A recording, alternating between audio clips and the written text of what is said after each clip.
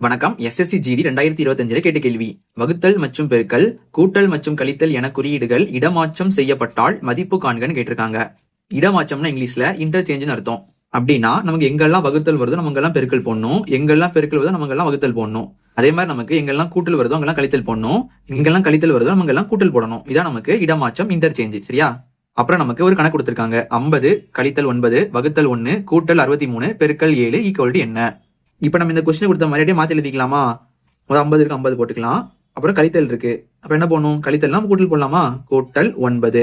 அடுத்து வகுத்தல் இருக்கு, நம்ம வகுத்தல்னா பெருக்கல் போடணுமா? பெருக்கல் 1. அடுத்து பிளஸ் இருக்கு, பிளஸ்னா மைனஸ் போடணுமா? மைனஸ் 63. அடுத்து பெருக்கல் இருக்கு, அப்ப என்ன போடணும்? வகுத்தல் போடணும். வகுத்தல் 7. இங்க நமக்கு பிளஸ் மைனஸ் வகுத்தல்லாம் இருக்கு, அப்ப என்ன பண்ணணும்? நம்ம போர்ட் மாஸ் மெத்தட யூஸ் பண்ணணும். போர்ட் மாஸ் மெத்தட்ல பினா பிராக்கெட், ஓனா order of, Tina division, எம்னா multiplication, ஏனா அடிஷன், எஸ்னா சப்ராக்ஷன். நம்ம ஃபர்ஸ்ட் பண்ண வேண்டியது பிராக்கெட், நமக்கு இதுல பிராக்கெட் இல்ல. அடுத்து பண்ண வேண்டியது வகுத்தல், நமக்கு இதுல வகுத்தல் இருக்கா?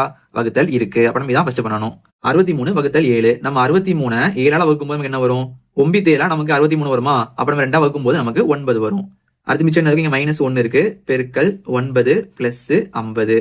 இப்ப நம்ம அடுத்து பண்ண வேண்டியது பெருக்கல், நம்ம இதுல பெருக்கல் இருக்கா? பெருக்கல் இருக்கு. 9 பெருக்கல் 1 9 9 அப்ப நமக்கு என்ன வரும்? மிச்சம் 50 பிளஸ் 9 மைனஸ் 9.